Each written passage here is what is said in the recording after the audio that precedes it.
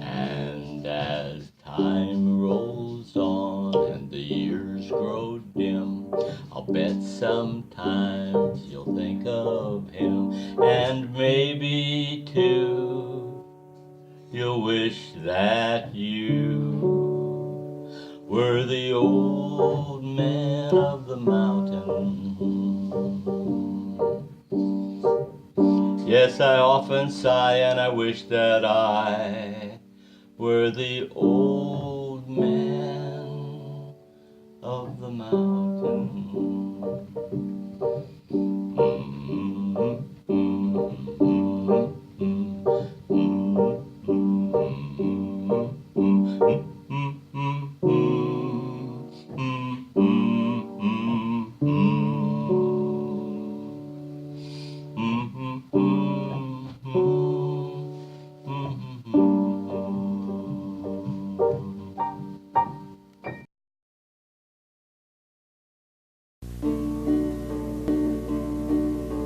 I never did like geography till I saw the face in the deep blue sea, and then I was amazed totally by the face in the deep blue sea, by the face in the deep blue sea, by the face in the deep blue sea. Today, we will continue with another excerpt from one of Lloyd's many national lecture tours. Also, we will see some of the 1986 documentary he produced in his senior year of college called Scientific Proof of the Deliberate Supernatural. This one-hour presentation had interviews with members of the religious and scientific community concerning Lloyd's research, including the weeping face on the Pacific Ocean floor. Included were reactions from many students and teachers who witnessed Lloyd's speeches on the college speech team and elsewhere. People in the broadcasting department at Cal State LA thought enough of Scientific Proof of the Deliberate Supernatural to enter it in the National Dory Sherry Awards. Now, more than 30 years later, the information still holds up. The interviewer throughout is Michael Ellington. At the time, Michael was a news anchor on the university television station. We think he and everyone else did a fine job. Starting today, our next 3 shows will include random segments from Scientific Proof of the Deliberate Supernatural, beginning with Michael Ellington's opening introduction.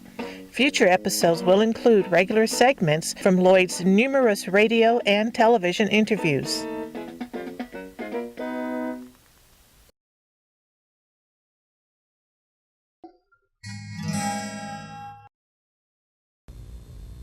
I'm Michael Ellington, and I'd like to ask you a couple of questions. How curious are you? Is seeing really believing? Seeing comes before words. A child sees and recognizes before it can speak. A simple set of images can communicate a complex and detailed story that might otherwise require thousands of printed words to tell. A few good pictures can tell a story that can be understood by every country and culture in the world without making one translation. Let me ask you to stretch your imagination for a moment. Imagine that you are God, the Creator who made the earth and everything on it. You want to give a message to everyone on the planet, an important message and yet a simple one that will answer all of man's greatest questions. Issues like, is there a God? Is he man-like or only an impersonal force? If God did make us in his image, what is he like? If there is a God, is there also a devil? What does he look like? How does the devil feel about God? Why were we born? Is there a heaven and a hell? Questions like these have perplexed mankind throughout recorded history. Untold thousands of books have wrestled with these issues, and millions of people have been killed in wars attempting to resolve them. But if you were God, and you wanted to resolve these issues for everyone in the world, how would you do it? With words? Probably not. What about pictures? Pictures that clearly inform all of humanity of these great truths. You decide to communicate answers to these great questions through a simple set of pictures that make up a story able to be interpreted by learned scientists and theologians as well as preschool children. Now, where do you put these pictures? Well, since you're God, you can put them anywhere you want, and if you chose, make them large enough for the whole world to see. Why not etch the pictures on the surface of the planet?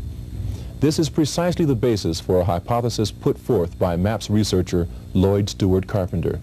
He has presented his discovery in speeches and lectures throughout the nation for more than 5 years. Exclusive feature stories have been written about him and his discovery in more than 200 newspapers, including the Los Angeles Times and the College Press. His research has been the focus of an NBC News Human Interest Close-Up. He's guested on numerous television talk shows to discuss his maps and his research. Today, we'll meet Lloyd Carpenter and discuss his work. We'll also be talking with several people, some experts in their fields, about Carpenter's unusual discovery. Scott Rodriguez is a national champion debater and is presently teaching Speech 150 at Cal State, as well as taking on the additional duties of coaching the university speech team. His expertise covers a wide range of speech areas, which include informative, persuasive, and nonverbal communication. Let's talk about nonverbal communication for a moment. Mr. Rodriguez, is a picture worth 1,000 words? Well, as long as you're not speaking in the technical sense of theory that's been documented by communication experts, I think it's generally possible for people like us to talk about a picture meaning 1,000 words. So by looking at pictures and how they translate into verbal communication, I think you probably could say that if not 1,000 words, a lot of words at least ought to be able to be attributed to any picture. At least 500-600. Okay. In relation to the face, the map of the Pacific Ocean floor and its accompanying border tracing, what might the image relate? This particular image here. Well, the actual image that's been traced looks like a man with a track of tears going down his face. And in terms of that image, what it looks like is a ridge on the back of some kind of animal with wings and fire coming out of their mouth. Okay. Well, back to this map. Where would the eye be if there was a tear track coming down somewhere? Well, logically, the eye would begin right about here. That looks to be the front of the face, and so if I were to read the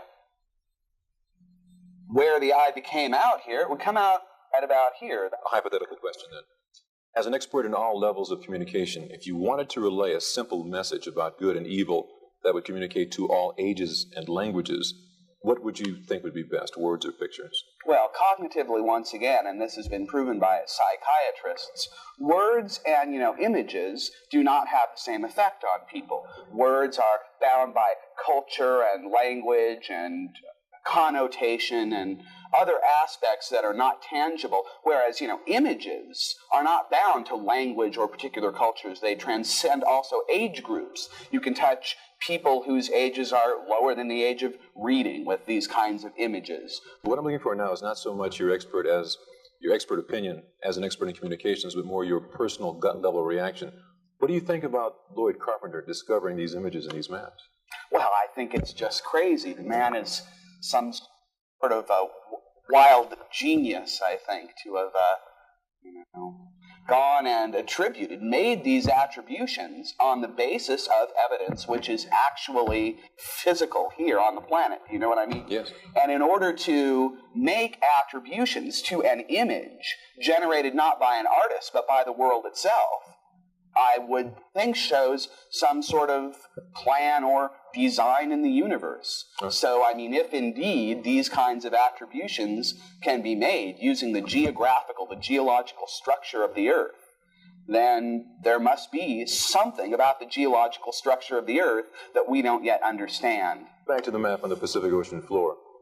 Are you curious about where this face appears to be looking?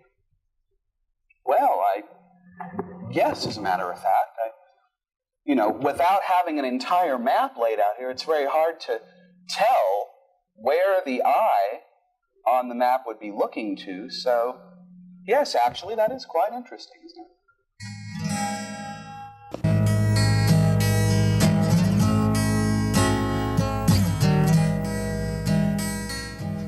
And here's a letter from the scientific community.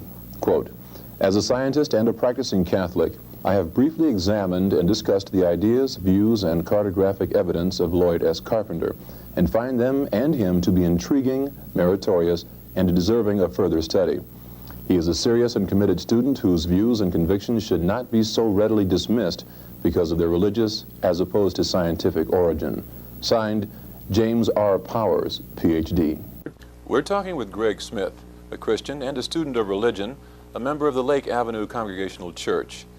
When first viewing the research done by Lloyd Carpenter on the faces on the ocean floors, he was so moved that we asked him to come in today and talk about his opinions, his observations, his beliefs. Thank you for coming in today, Greg. When did you first hear about this entire assertion about the images and faces on the ocean floor? Well, I had a friend in class who told me about someone who discovered, well, actually it was the lady who did the video for the class that we did. And she said, well, it was written up in all the things, didn't you read about it and stuff? And I go, no, I didn't. What's it about?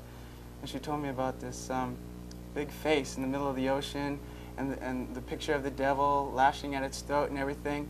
And all I could think about in my mind was, well, how fascinating, because I am a Christian and I believe in this. And I thought, wow, I would really like to look into this. So I was looking through the National Geographics. I couldn't find it there, you know.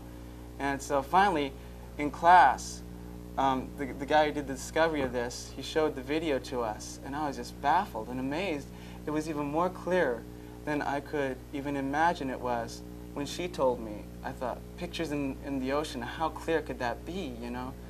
And it really turned out to be very clear, as you can see from the map, you know? And I said, well, I am being an alarmist, but in a nice way. You know, I'm just letting people know about it. Well, in any case, we did finally have the opportunity to publish it with that title on the cover. And Scientific Proof of the Deliberate Supernatural is a documentary that I produced back in college. Now, can you imagine what it's like going to California State University, a secular university, and being part of the broadcasting department, going through the broadcasting track and going to your teachers and saying, I want to make this documentary about this big giant face on the Pacific Ocean floor. And my teacher said, about a what? And I said, about this big giant face on the Pacific Ocean floor. And they said, how big is it? And I said, it's half of our planet. And they said, wait a minute, I never heard of such a thing. And I said, well, can I make the documentary or not? And they allowed me to use the facilities at California State University, a crew of about 60 people, utilizing 5, 6, 7 cameras, and a period of a year and a half to produce Scientific Proof of the Deliberate Supernatural. In those days, we did not know what the face on the Pacific Ocean floor is looking at, why it is weeping. We did not know all of the elements, but we did know that there were these amazing images on the ocean's floor. So we brought in experts in the scientific community and asked them for their comments. We brought in experts in the religious community and asked them what they thought of this image and how it applied to various passages in the Bible. And the university, by the time it was over, thought enough of it to submit it to the National Dory Sherry Awards, which was an honor. We didn't win, but the very fact that such a wild topic could be part of a national submission by a major secular university, we were very proud of that. I never did like geography till I saw the face in the deep blue sea. Then I was amazed totally by the face in the deep blue sea, by the face in the deep blue sea, by the face in the deep blue sea.